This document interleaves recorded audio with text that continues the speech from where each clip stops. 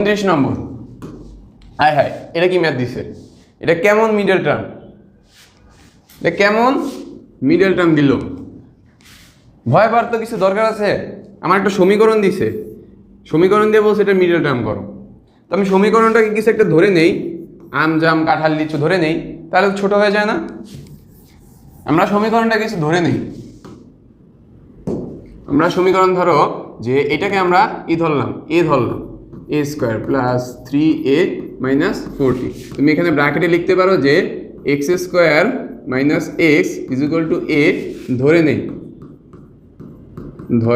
নেই, ঠিক আছে? এটা তুমি সাইড নোট দিবা। এখন তুমি মিডল টার্ম করো। 40 মাত্র করলাম, 40 কি ছিল? 5 আর 8, 5 আর 40। সো এখানে আমার এটার আগে প্লাস আছে, তাহলে আমি বড়টার আগে প্লাস দিব, ছোটটার আগে মাইনাস দিব। আশা করি বুঝছো, এটা আমি আর দেখাইলাম না। A square plus 8a minus 5a minus 40। তারপর কি করব? এ কমন নিব, এ প্লাস 8 মাইনাস 5 কমন নিব, এ প্লাস 8। আমার কি আসলো? এ প্লাস 8। দেখো এইটা আর এটা মিলছে, মানে আমার মিডল টার্ম ঠিক আছে। আর এখানে আসে এ মাইনাস 5। এখন আমি তো আমকে ধরে নিছি, আমকে আবার দিয়ে দিতে হবে। তো এর যে মানটা ধরছি, ওই এর জায়গায় এর মানটা বসাই দিব। এর মান কি ধরছিলাম? X square minus x plus 8। এটা x square minus x minus 5, এটাই আমাদের অ্যান্সার। যেটা ধরে নিয়েছি, দেন লাস্ট লাইনে এর জায়গায় এর মানটা বসাই দিল, ঠিক আছে?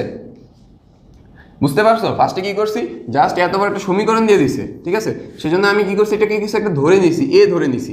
এ ধরে একটা এরকম একটা সহজ জিনিস আসছে যেটা আমি মিডল টার্ম করতে পারি। আমার একটা সহজ জিনিস আসছে যেটা আমি মিডল টার্ম করতে পারি। এখন 3a কে মিডল টার্ম, আর এদিকে আছে 40। তাহলে আমরা কি শিখছিলাম? 5 × 8, 5 × 40। আমি যদি এটার আগে প্লাস দিই, এটার আগে মাইনাস দিই, তাহলে প্লাস 3 আসে, ঠিক আছে?